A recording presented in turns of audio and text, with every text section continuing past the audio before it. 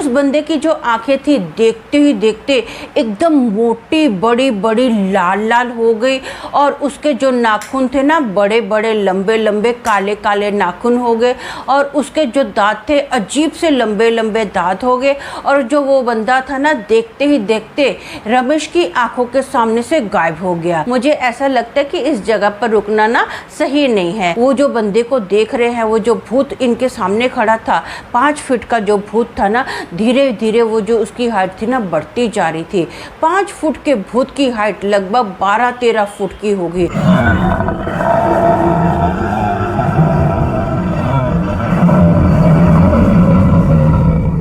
Hello दोस्तों, मेरा नाम अमन है। मैं आप सभी के मनपसंद यूट्यूब चैनल कहानी रंगमंच में आपका स्वागत करती हूं।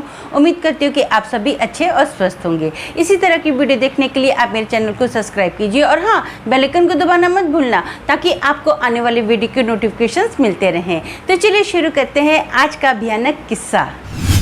दोस्तों, आज का जो किस्सा है ये बिहार के ना एक छोटे से गांव का किस्सा है।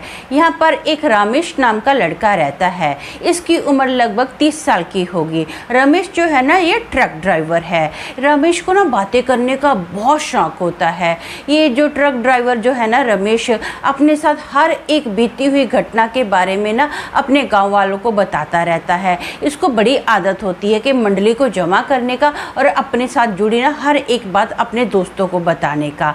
एक बार ना ठंडी का सीजन था। सुबह सुबह ये ना 5 बजे मंडली जमा करके बैठ जाता है। तो ये सबको बताता है कि इस बार ना मेरे साथ सच में भूत की एक सच्ची घटना हुई। तो भूत का नाम सुनते ही अब आसपास जितने भी लोग अपने गाय बैल चराने जा रहे थे ना सुबह सुबह, सब लोग रुक जाते हैं। रमेश की बात सुनने के लिए खड़े हो जाते हैं। बहुत सारे लोगों की जो भीड़ होती है ना जमा हो जाती है। रमेश बताता है अपने दोस्तों को और गांव वालों को कि मैं ना एक बार ना सुबह सुबह ट्रक चला रहा था, हाईवे पर ट्रक चला रहा था। ठंडी का सीजन था, चारों ओर कोहरा ही कोहरा पड़ रहा था। आगे क्या था कुछ दिखाई नहीं दे रहा था। मेरे साथ जो मेरा हेल्पर था ना नंदू, ये ऊपर की सीट पर आराम से सो रहा था। अब मैं ट्रक चला रहा था तो मैंने देखा कि एक बंदा ना थोड़ी ही दूरी पर खड़ा है और वो ना मुझे हाथ ऐसे करके हिलाकर इशारा दे रहा है ट्रक रोकने का। उस बंदे को जैसे ही मैंने देखा तो मैं मन ही मन में ना बहुत ज़्यादा खुश हो गया। मैंने सोचा चलो अच्छा है, एक सवारी मिल गई, मैं इससे भाड़ा लूँगा। मेरा ट्रक तो वैसे भी सीधा सीधा जा ही रहा है। इस बंदे को जहाँ पर उतरना होगा ये अपना उतर जाएगा और मुझे ऊपर से एक्स्ट्रा पैसा आ जाएगा। अच्छा है, मेरा तो एक्स्ट्रा पैसा मिल जाएगा तो मेरे को अच्छा रहेगा। अब मैंने क्या किया, मैंने उस बंदे को अपने ट्रक के अंदर बिठा लिया। वो जो बंदा था लगभग 5 फीट का बंदा था। वो ट्रक के अंदर बैठा तो मैं ना उससे बात करने की कोशिश करने लगा। वो जो बंदा था वो ज़्यादा बात नहीं कर रहा था, बस हूँ हाँ सर हिला के मेरे को हर बात का रिप्लाई कर रहा था। अब उसने आगे से मुझे कोई रिस्पॉन्स नहीं दिया तो मैंने भी ज़्यादा बात नहीं की। अब मेरा जो ट्रक था ना कम से कम 20 या 25 मिनट की दूरी पर चला ही होगा। तो वो बंदे ने बोला बस यहीं पर ट्रक को रोक दो। तो मैंने बोला ठीक। अब ना जैसे ही वो जो बंदा था वो ट्रक के नीचे से उतरा ना तो रमेश ने बोला कि मैंने उसको बोला 20 रुपया हुआ। तो वो बंदा था बोलता ठीक है। उस बंदे ने अपना पर्स निकाला और एक कड़कदार 20 का नोट दिया। जैसे ही रमेश ने 20 का नोट अपने हाथ में रखा ना तो अचानक से रमेश की जो नज़र थी ना उस बंदे की आंखों पर पड़ी। उस बंदे की जो आंखें थी देखते ही देखते एकदम मोटी बड़ी बड़ी लाल लाल हो गई और उसके जो नाखून थे ना बड़े बड़े लंबे लंबे काले काले नाखून हो गए और उसके जो दांत थे अजीब से लंबे लंबे दांत हो गए और जो वो बंदा था ना देखते ही देखते रमेश की आंखों के सामने से गायब हो गया। ये देखकर ना रमेश की जोर से चीख निकल जाती है। वो जोर से चिल्लाता है।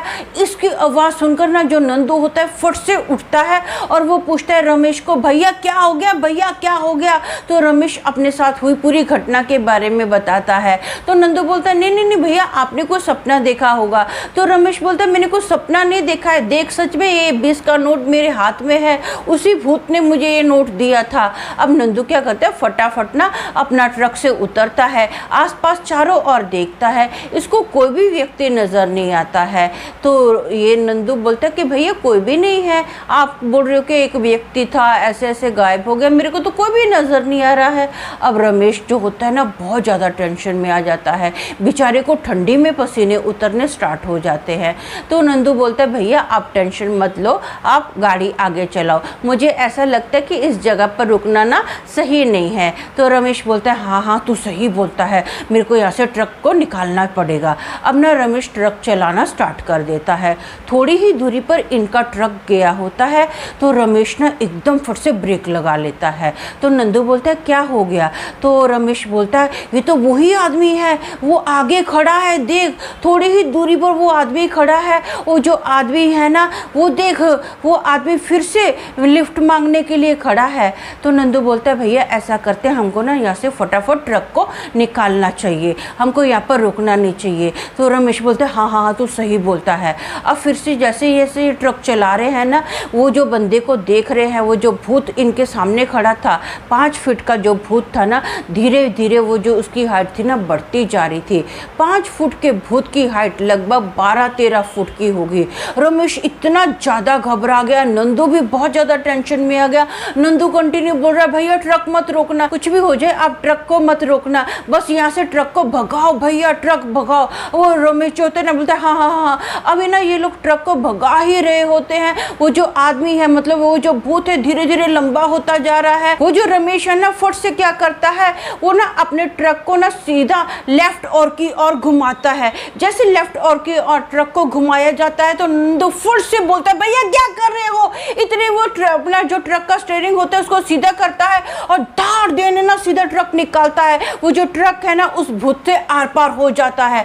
जैसे ही उस भूत के अंदर से ट्रक आर पार हुआ ना, ट्रक एकदम सुरक्षित उस भूत के अंदर से आर पार होकर निकल गया। ये लोग पलटी मारकर देखते हैं, पलटी मारकर देखते तो इनको वहां पर कोई भी डेड बॉडी नजर नहीं आती है। पूरा रास्ता जो होता है साफ होता है। ये लोग एक दूसरे का मुंह देखते हैं, बहुत ज्यादा घबराए हुए होते हैं। चुपचाप ये लोग बस ट्रक को चलाते हैं। फाइनली एक ढाबा आता है, ढाबे पर रुकते हैं। तो नंदू बताता है भैया आज तो हमारी जान जाते जाते बची, वो भूत हमको मारने वाला नहीं था। आपने क्या किया, जैसे ट्रक को लेफ्ट साइड लिया ना वहां पर एक बहुत गहरी खाई थी, हमारा जो ट्रक था ना उस खाई के अंदर गिर जाता और आज हमारी मौत हो जाती। ये सुनकर ना रमेश बहुत ज़्यादा घबरा जाता है। अब जो ये दोनों ने एकदम चुपचाप वहाँ पर ढाबे पर बैठे हुए होते हैं, बहुत ज़्यादा इनके फेस पर ना टेंशन ही टेंशन दिखाई देती है। तो ढाबे वाले पूछते हैं कि क्या हो गया, तो ये ना अपने साथ हुई घटना के बारे में ढाबे वालों को बताते हैं। वो जो ढाबे वाले होते हैं वो लोग बताते हैं कि हाँ यहाँ पर ना थोड़े टाइम पहले एक व्यक्ति का एक्सीडेंट हुआ था, उसकी मौत हो गई थी। उसके बाद ना यहाँ पर अजीब अजीब सी घटनाएं होती हैं। वो जो भूत है सबको दिखाई देता है। कई बार तो वो जो भूत है ना चलती गाड़ी के आगे आ जाता है और लोगों का एक्सीडेंट हो जाता है। बहुत सारे लोगों की यहाँ पर मृत्यु होते होते बची, 1-2 लोगों की तो मृत्यु हो भी चुकी है। बहुत ही सारे लोगों की, जैसे आपकी गाड़ी खाई के अंदर गिरते गिरते बची, बहुत सारे लोगों की गाड़ी जो थी ना खाई के अंदर गिर गई थी। ये सुनकर ये लोग बहुत ज़्यादा घबरा जाते हैं, टेंशन में आ जाते हैं।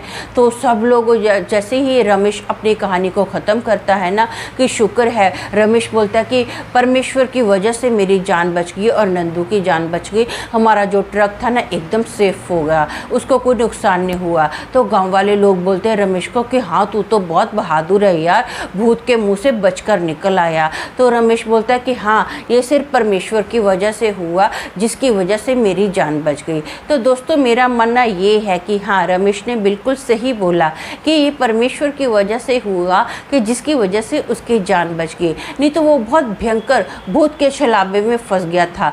भूत उसकी जान लेने ही वाला था क्योंकि उसका जो ट्रक था खाई के अंदर गिरने ही वाला था। लेकिन नंदू का जो माइंड था ना बहुत ही प्रेजेंट माइंड था, उसने फट से जो अपना ट्रक था ना उसको खाई के अंदर गिरने से बचा लिया, सीधा जो स्टीयरिंग था उसका स्टीयरिंग सीधा कर दिया, जिसकी वजह से इनकी जान बच गई। तो प्रेजेंट माइंड होना भी बहुत ज़्यादा ज़रूरी है। तो आज के लिए बस इतना ही, कल फिर मिलेंगे और एक भयानक किस्से के साथ। तब तक के लिए शालोम, शांति और सलाम।